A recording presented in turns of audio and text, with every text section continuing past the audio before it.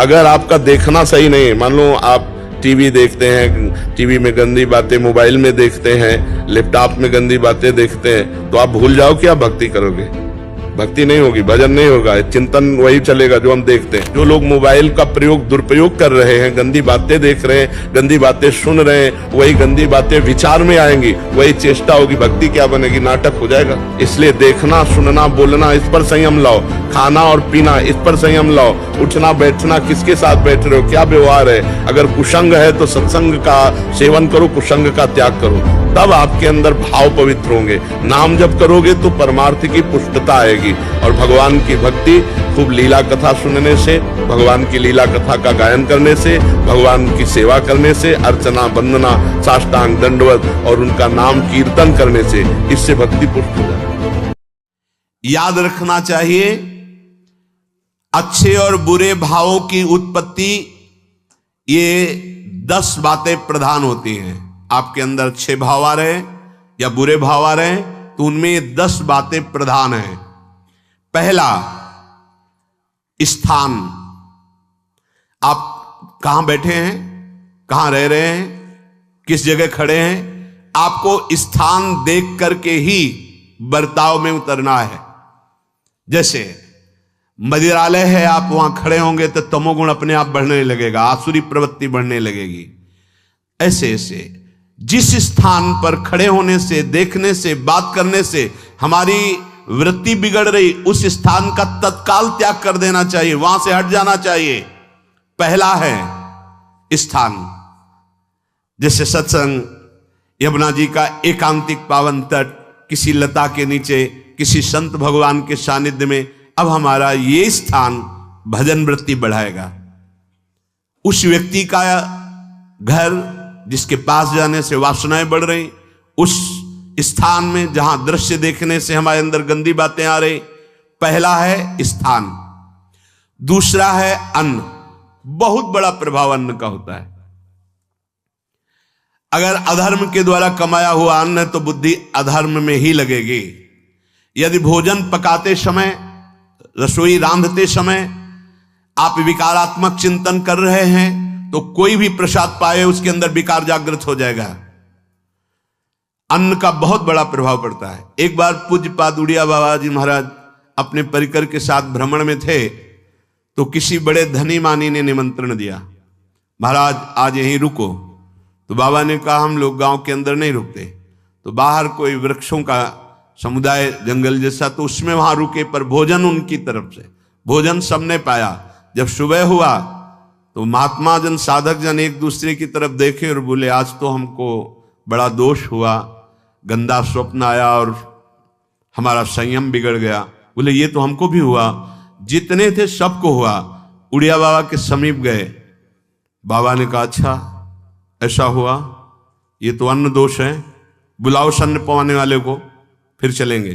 बुलाया और बाबा ने कहा बिल्कुल सत्य बोलना, नहीं तो आप जानते हो इतने महात्माओं के संयम को आपने भ्रष्ट कर दिया, सत्य बोलना, क्या बात थी। तो उनका महाराज संतान नहीं हो रही थी, सुना था आप बहुत सिद्ध महापुरुष हैं तो आपके परिकर को इसीलिए पवाया, अंदर काम भाव था कि हमारे कामना थी कि संतान उत्पन्न हो, वैसे चिंतन करते हुए बनाया ऐसे। बोले सबका संयम नष्ट कर दिया, होश में, नरक जाने वाली बात मत सोचो।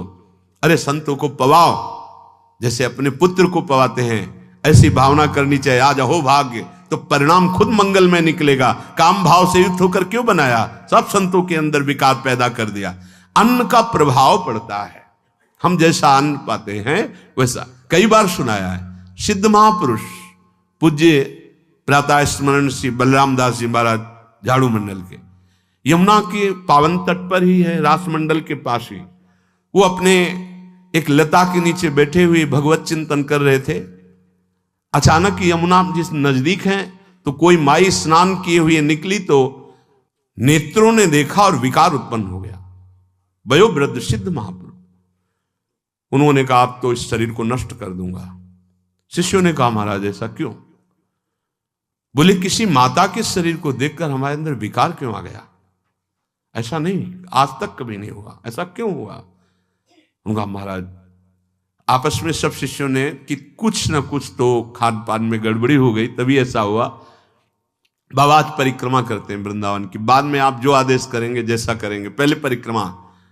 वृंदावन की परिक्रमा का बहुत बड़ा प्रभाव। जब कभी मन आपका ऐसा विक्षिप्त हो, परेशान हो, तत्काल परिक्रमा प्रारंभ कर देना नाम जप करते हुए। आप देखना परिक्रमा पूरी होते होते शांति हो जाएगी। बाबा ने खूब नाम कीर्तन करते हुए शिष्यों के साथ परिक्रमा दी, मन का विकार शांत हो गया। उनका ऐसा कैसे हो सकता है कि हमारे अंदर विकार आ गया? ये बड़ी सूक्ष्मता का विषय है। कल प्रसाद कहां से आया था? तो उस समय लाड़िले गोविंद देव जी महाराज यहीं विराजमान थे वृंदावन में। बोले तो ठाकुर गोविंद देव जी का प्रसाद आया था। लकुट उठाई, गए वो तो भगवत स्वरूप तस्मित तज्जने भेदा भावात। भगवान और भगवान के ऐसे जनों में भेद नहीं होता, वो भगवत स्वरूप होते हैं। गए और कहा बताओ, आपका प्रसाद न पावे तो अपराध लगे कि प्रसाद नहीं पाया, और प्रसाद पावे तो हमारे अंदर काम जागृत हो जाए, हम तो मरे ना दोनों तरफ से। तो ठाकुर जी बात कर रहे थे, दूसरों को नहीं सुनाई दे रहा था। कह रहे थे कि देखो नाराज मत हो, कलकत्ता की वैश्या थी, उसने भोग लगाया, अब उसने भोग लगाया तो हमने चख पाया, तो आपको प्रसाद का किनका लेना चाहिए? किसने कहा था कि पूरा प्रसाद पाइए? जरा किनका ले लेते हो, मधुकरी पाते। हाँ ये बात आपकी मान। तो हमारा तो पूरा विश्व है, कोई भी भोग लगाएगा हम तो पाएंगे। और हमारे प्रसाद की निष्ठा आप सबके हृदय में, तो किनका लीजिए, पूरा मत पाइए। सोचिए, भगवद अर्पित प्रसाद और वृत्ति भगवान ने आदेश किया किनका पाओ, माधुकरी मांग के खाओ। यहां वर्णन कर रहे, यदि हम अन्न थोड़ा भी हमारे अंदर दूषित चला गया, तो जब कभी ऐसी विकार की भावना हो, आपके अंदर विकार बन रहा है, तो खोजिए। आपने कोई दृश्य देखा है, आपने किसी से बात की है, आपने कोई ऐसा संकल्प बनाया नहीं, तो फिर भोजन दोष आ गया। अब आज उपवास कर दो, जब तक वो वृत्ति न नष्ट हो तब तक कुछ मत पाना, जल से काम चलाना, तो एक दिन एक पहर अपने आप शांत हो जाएगा। अगर बहुत विकलता हो रही तो नाम कीर्तन शुरू कर दो, भोजन मत पाना, नाम कीर्तन शुरू, बिल्कुल शांति मिल जाएगी, बिल्कुल। और ये तो उदाहरण महापुरुष इसलिए देते कि हम सावधान रहें। हमारे अच्छे भाव या बुरे भाव में ये 10 बातें बहुत प्रभाव डालती हैं। पहला स्थान, दूसरा अन्न, और तीसरा जल। पानी भी बहुत संभाल के। नहीं, आजकल तो देखो प्रायः ऐसे दांत से प्लास्टिक नोचेंगे, ऐसे पानी पिएंगे, कब भरी गई, कहां भरी गई, कैसा पानी। बड़ा देखो कैसा हमारे भजन साधन के लिए विक्षेप पैदा होता चला जा रहा है। पहले सुंदर सरोवरों का जल, मतलब 15 वर्ष तो गंगा जल ही केवल पिया है, जो आकाशवृत्ति से मिला नहीं, गंगा जल ही पिया है। कुआं का जल, फिर आया हैंडपैप का जल, अपवित्र होने लगा। हैंडपैप में जो वाशर, अगर वो कहीं चमड़े का पड़ा हुआ है तो अपवित्र जल हो गया। अब हैंडपैप का भी अंतर ध्यान स्वरूप हो गया, अब तो नहीं दिखाई देता। अब रह गया है मोटर से निकले और फिल्टर में जाए, वो मशीन जो फिल्टर करती पानी को, आरओ, उससे। अब वो जिनके पास है तो है, नहीं तो परिक्रमा लगाया हो, आपको पानी पीने को नहीं मिलेगा। देखो कैसा समय आ गया। भोजन, पहले कोई दगाबाजी भोजन में तो नहीं करता था। गांव में जब जिसके यहां दूध बेचा जाता था ना, उसको बहुत लघु दृष्टि से देखा है, गाय माए एक बराबर होती है, ये दूध बेचता है। 10-5 किलो मठा तो आप ऐसे मांग के ले सकते थे, अगर अड़ोस पड़ोस में वो मठा मिल जाएगा। जब कोई उत्सव होता, फ्री दूध 100, 200, 500 किलो पूरे गांव के सब दे देते, कोई ऐसे बेचता था। अब दूध नहीं, जब बूढ़े लोग बैठते थे कहते थे पानी बिकेगा आगे चल के। आज पानी बिक रहा है, नहीं बिक रहा, पानी बिक रहा है। हमें लगता है सबको ही पैसे से ही पानी है। वो बोतलें नीली नीली नहीं, इतनी बड़ी बड़ी बिकती, उन्हीं से पानी पिया जा रहा है। आगे और समय जल का प्रभाव पड़ता है। जैसे हम गंगा जल पीते थे, सही कहते हैं, कई कई दिन जब भोजन नहीं मिलता तो पूरी पौष्टिकता गंगा जल से मिलती थी। गंगा माता के जल से ऐसा लगता था मानो हम परम पावन अमृत पान कर रहे हैं, सारी पौष्टिकता मिलती थी। कुएं का जल अपने आप में पौष्टिकता से युक्त होता है, जो हमें चाहिए। आज देखो जल की समस्या हो गई, पवित्र जल पीने के लिए हम तरस रहे हैं। कहां हो जल और कैसे मिलेगा जल? या तो आप पैसे वाले हो तो आप खरीद करके पीजिए, नहीं तो अब वो जल नहीं रह गया कि कुएं से निकाला पी लिया या सरोवर से पी लिया। या कैसा दुर्भाग्य है। जल का बहुत बड़ा योग है साधना में। जैसे स्थान का तो परम पावन वृंदावन धाम, अन्न का तो अब हम भगवत प्रसाद पाते हैं, तो जल का बहुत बड़ा योग है। आज दूषित होता चला जा रहा है, क्योंकि अब हाथ की बात नहीं रह गई है कि आप सुंदर कुआं से जल लें या सरोवर से जल लें या आप नदी से जल लें। हाँ, स्वामी जी के लिए लिखा हुआ है कि रोज यमुना स्नान और रोज यमुना जल ही पान। हमारे वृंदावन के समस्त भगवत स्वरूपों का स्नान यमुना जल से ही होता था, हो रहा है और होता ही रहेगा। बिहारी जी के लिए आज भी कलश में भरकर यमुना जल ही जाता है। तो कपड़ा से ऐसे ढक के जब हम 2 बजे परिक्रमा देते थे तो एक महाभागवत है, वो किसी को छूते नहीं, दूर से कहते छूना मत, बिहारी जी के लिए जल जा रहा है स्नान के लिए बिहारी जी का। फिर चौथा है आपका परिकर, जहां पर रह रहे हैं वो समुदाय, चाहे परिवार हो या आप समुदाय, वो कैसा है? रजोगुणी है, तमोगुणी है, सतोगुणी है या त्रिगुणातीत भागवतिक है, उसका प्रभाव पड़ेगा। पांचवा है आपका पड़ोस, आसपास वाले घर, जैसा है वैसा प्रभाव पड़ेगा आपके ऊपर। पड़ोस निंदनीय है तो बंधन से युक्त होना पड़ेगा। लंका के पड़ोस में रहने के कारण अगाध महिमा वाले समुद्र को बांध दिया गया। रघुनाथ जी ने पुल बांधा और दंड देने के लिए तैयार हो गए थे सरकार, अग्निबाण संधान कर लिया था। पड़ोस के कारण ही तो ना, पड़ोसी रावण था। इस जगदीश्वर प्रभु आस पड़ोस का बड़ा प्रभाव पड़ता है, कोई उपमा कोई सीमा नहीं। फिर अगला है दृश्य, इस पे बहुत सावधानी की जरूरत है।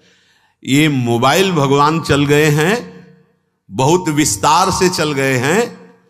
अब कोई छोटा मोबाइल रखना नहीं चाहता, सब वो स्क्रीन वाला रखना चाहते, टच मोबाइल। दृश्य से बचो, बच्चों, जवानों, बूढ़ों, सबकी वृत्ति जो माया आकर्षित करती, जो दृश्य हम देखने के लिए अंदर से उल्लसित है, वो मोबाइल में सब है, चाहे भागवतिक और चाहे सांसारिक। तो भाई देख लो, गुण दोष में संसार है। अगर आप दोष ग्रहण करना चाहते हो तो दोष ले लो, गुण तो गुण। बहुत बहुत खतरनाक विषय है और बहुत लाभदायक विषय है। किसी संत की वाणी एक बार समझ में नहीं आई, अगर हम 10 बार सुने तो समझ में आ जाएगी, ये लाभदायक है।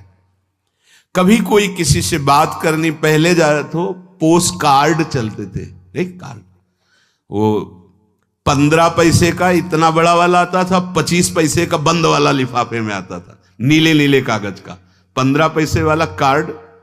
उसमें चिट्ठी जाती थी महीनों में। कभी यहां 1 मिनट में अमेरिका से बात कर लो, कितनी बढ़िया बात हो गई।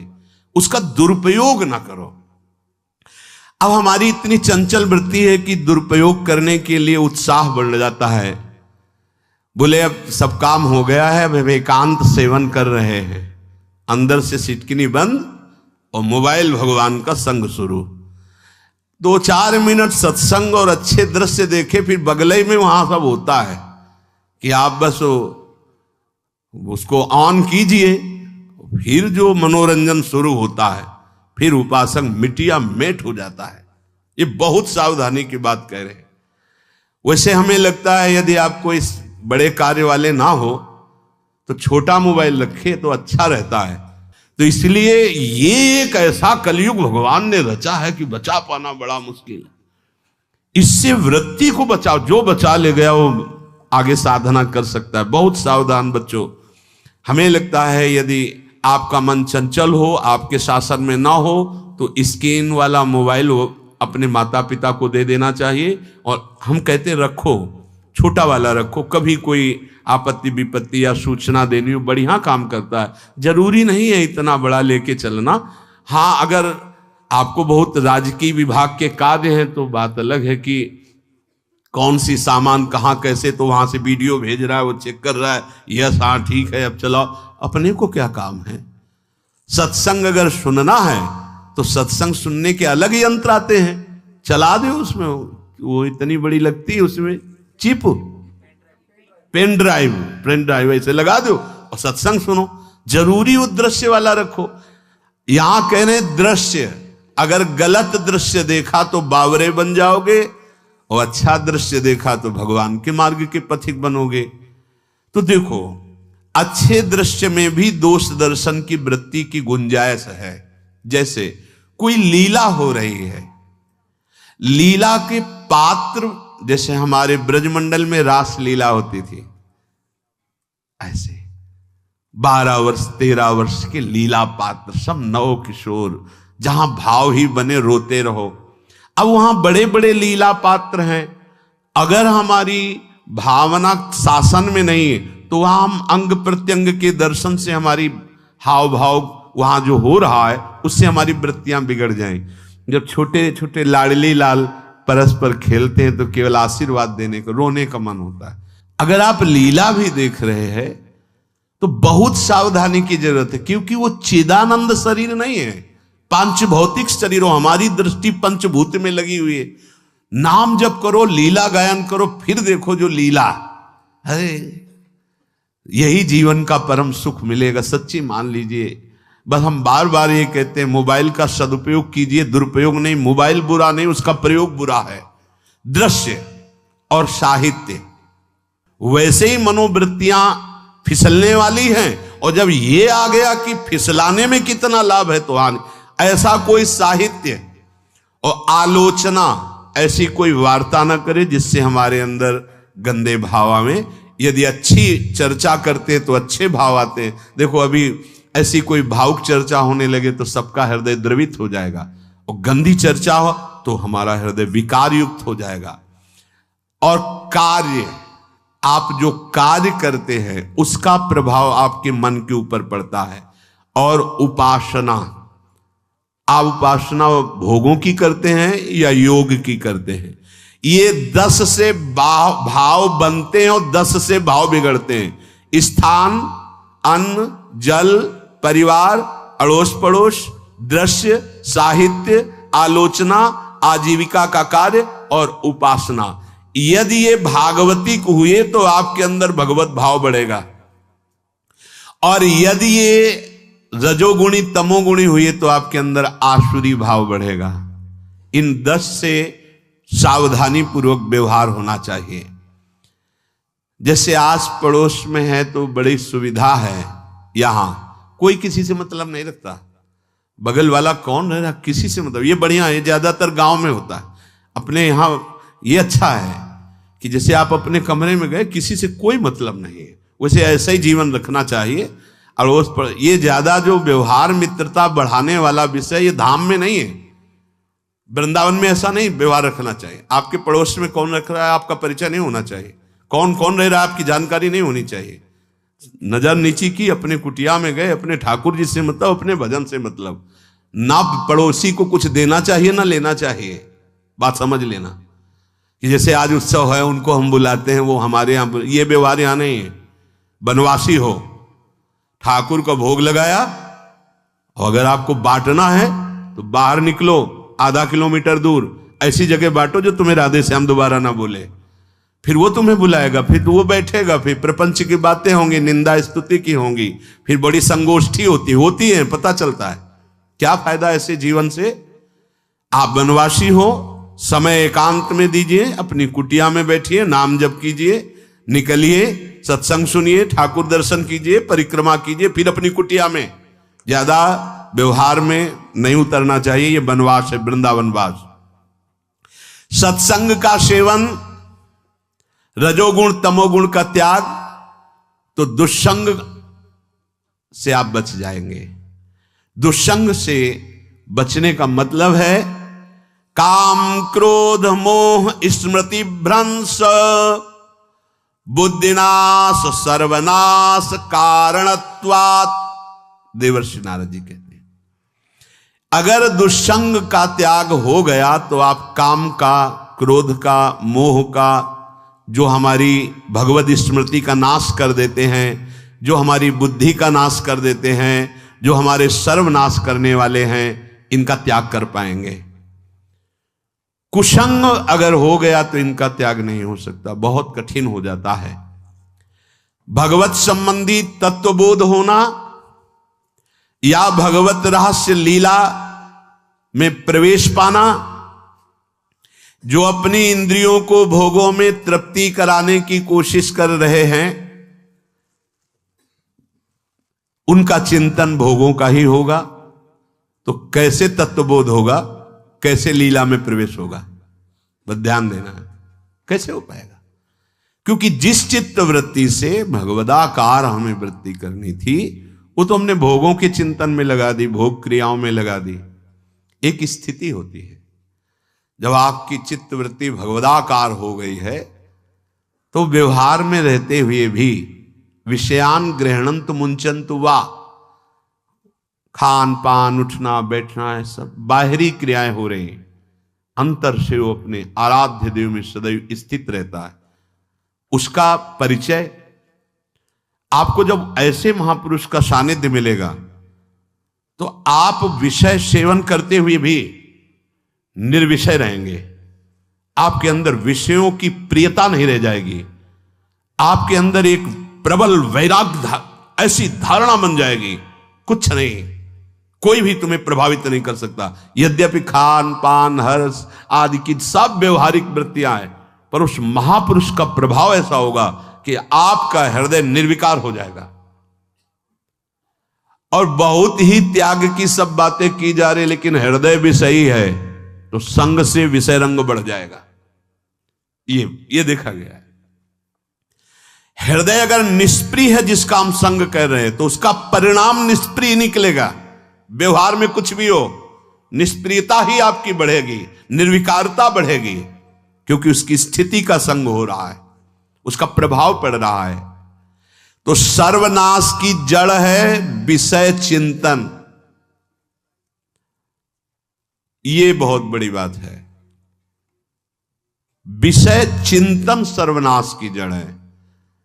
यहां विषय भोग नहीं कहा, क्योंकि चिंतन का परिणाम भोग है। पहले चिंतन होता है। साधक ध्यायतो विषयान पुंसः संगस्तेषु उपजायते संगात् संजायते कामः कामात् क्रोधो विजायते क्रोधात् भवति सम्मोहः सम्मोहात् स्मृति विभ्रमः स्मृति भ्रंशात् बुद्धिनाशो बुद्धिनाशात् प्रणश्यति सर्वनाश। कैसे हुआ? ध्यायतो विषयान पुंसः, विषयों का चिंतन। इसीलिए अनन्यश्चिन्तयन्तु माम भगवान आदेश करते हैं। विषय चिंतन न होने पावे, बिना चिंतन किए आपको कोई भी सुख नहीं मिल सकता। आप देख लीजिए, जगत के किसी भी भोग का सुख नहीं मिल सकता। चिंतन से ही आपको सुख की अनुभूति हो रही है। अगर आप चिंतन ना करें तो आपको कोई सुख नहीं मिल। आप चिंतन उसका घसीट लिया गया। अगर सुख होता तो भोग में मिल जाता, नहीं मिला। क्यों? कि बोले चिंतन नहीं। किसी को किसी गाढ़ विषय के चिंतन में फंसा दे, फिर उसके सामने भोजन रखे, खीर में नमक डाल दे, सब्जी में चीनी डाल दे और गाढ़ विषय में फंसा दे। तुम्हारा लड़का जो अकेला था वो ऐसा ऐसा दुर्घटना हो गई, वो अस्पताल में, अब जल्दी से भोजन पाओ और निर्णय बताओ। वो बिल्कुल नहीं बता पाएगा कि खीर में नमक था, सब्जी में चीनी थी। उसका चिंतन वहां फंस गया। अगर ऐसे चिंतन हमारा प्रियाजू में फंस जाए तो संसार के सब क्रियाएं होते हुए भी वो परमहंस है, वो विदेह है। चिंतन, हम लोग चिंतन में चूक कर देते हैं तो फिर क्रियाओं में हमको बंधना पड़ता है। नहीं, सच्ची माने कोई भी क्रिया उसे बांध नहीं सकती। तो क्या जिनका भगवत चिंतन होता है वो असत क्रियाएं भी करते हैं क्या? तो बोले जब चिंतन ही नहीं तो असत क्रियाएं कैसे हो सकती है? पहले क्रिया के असत चिंतन होता है। आप देखना, कोई भी कार्य पहले चिंतन होता है। इसीलिए यहां कह रहे हैं ध्यायतो विषयान पुंसा संगस्तेषु उपजायते। पहले, सबसे पहले विषय का चिंतन होता है। अगर विषय का चिंतन ना होने पावे तो आपको कोई फंसा ही नहीं सकता भोग, कोई भी भोग नहीं फंसा सकता। जहां विषयों का चिंतन हुआ तो संग की प्राप्ति, विषय भोग की प्रबल इच्छा, प्रबल आसक्ति, और वो जो चिंतन हुआ था वही आपको सुख दे रहा है। वही, वहां सुख नहीं है, आपके चिंतन का वहां सुख। जैसा चिंतन, अगर आपका चिंतन विक्षिप्त कर दिया जाए, एकाग्र ना होने पाओ तो किसी में आपको सुख नहीं मिलेगा, पक्का। अगर वही चिंतन सावई मना कृष्ण पदार विंदे हो तो कोई सुख है। गोपी जनों के पति भी हैं, पुत्र भी हैं, पूरे परिवार की सेवा करती हैं, और बड़े बड़े परमहंस उनकी चरण रज वंदना करते हैं। क्यों? क्योंकि उनका चिंतन भगवान का हो रहा है। एक भी वृत्ति शरीर चिंतन में नहीं, बलिहारी है। मुरारी पादार्पित चित्त वृत्ति। विषयों के चिंतन से विषयों में आसक्ति पैदा होती है। आसक्ति से विषय कामना की प्रबलता और क्रिया होती है, और क्रिया में बाधा पड़ने से क्रोध पैदा होता है। क्रोध से मूढ़ता छाती है, मूढ़ता से स्मृति भ्रमित हो जाती है, स्मृति भ्रंश से बुद्धिनाश होता है, और बुद्धिनाश ही सर्वनाश है। इसलिए चित्त का निरंतर अधिक समय तक सावधानी पूर्वक भगवन नाम में, भगवत लीला में, आप सब भगवत कृपा पात्र जन हैं, चिंतन न बिगड़ने पावे। होता क्या है कि क्रिया से तो हम सावधान है, समाज है, क्रिया से तो हम सावधान क्योंकि समाज भी है, व्यवहार भी है सामने, लेकिन चिंतन तो कोई नहीं जान रहा ना, अंदर ही अंदर हम क्या चिंतन कर रहे हैं। तो साधक चूक कर बैठता है। देखो, बाहर चूक होगी तो उसका प्रायश्चित हो ही जाएगा, चार लोग निंदा करेंगे, पिटोगे, अपमानित होगे, प्रायश्चित। लेकिन अंदर जो हमारा गलत चिंतन हो रहा है, पूरा का पूरा अंदर हृदय मलिन कर देगा। हमें उस बात का प्रायश्चित भी नहीं होगा, हमें जलन भी नहीं होगी कि हम गलत चिंतन कर रहे हैं, क्योंकि सावधान नहीं है। खास बात साधना में चिंतन संभालने की है। काम क्रोध मोह स्मृति भ्रंश बुद्धिनाश सर्वनाश कारणत्वात्, देवर्षि नारद जी कह रहे हैं।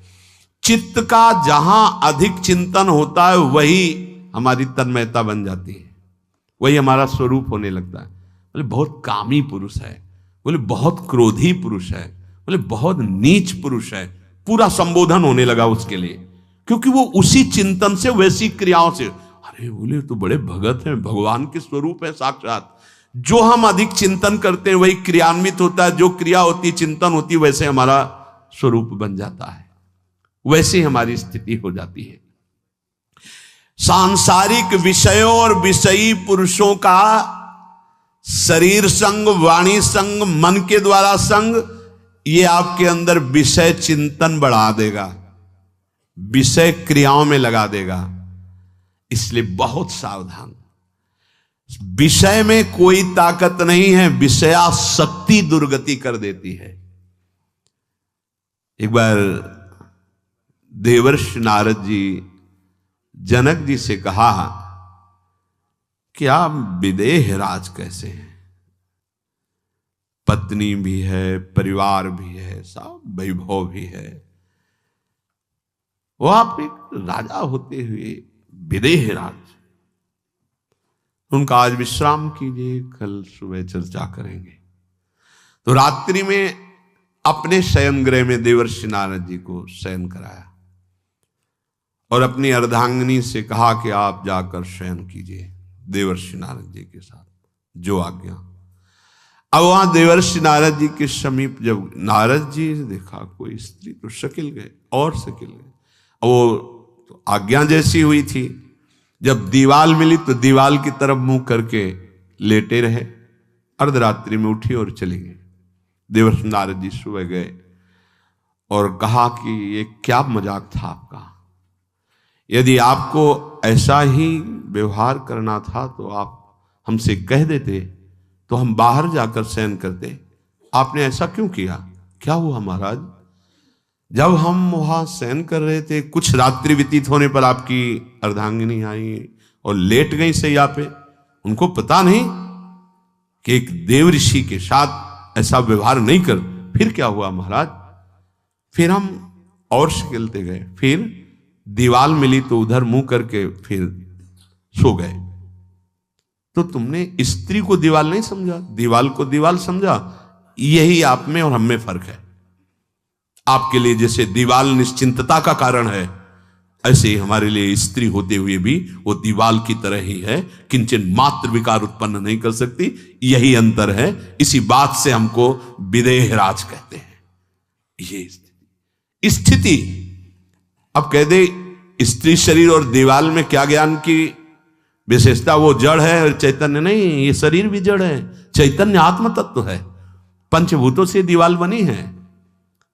अग्नि तत्व से ईंट पकाई गई है, पृथ्वी तत्व तो है ही। पृथ्वी तत्व में जल मिलाकर उसको आकार दिया गया है। वायु तत्व ने उसे सुखाया है, अग्नि तत्व ने पकाया है, और शब्द आकाश तत्व है। पांच भूतों से वो बना, पांच भूतों से बना है।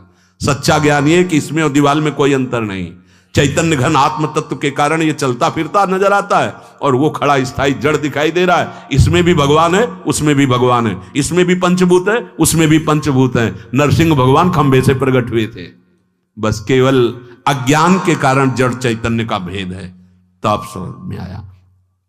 ये जो हमारे अंदर भोगों की आसक्ति है, यही कामना प्रकट करते, यही पाप प्रकट करते, यही हृदय को मलिन कर। इसलिए हम अपने चिंतन को संभालें। चित्त चोर के चरणारविंद का चिंतन करें, निरंतर नाम जप करें, भगवद आश्रित रहें। प्रभु अपने भक्तों की रक्षा करते हैं, जैसे मां अपने बच्चे की। करूं सदा तिनके रखवारी, जिम बालक राखे महतारी। राधा राधा राधा शेष जागे। श्री राधा वल्लभ लाल की।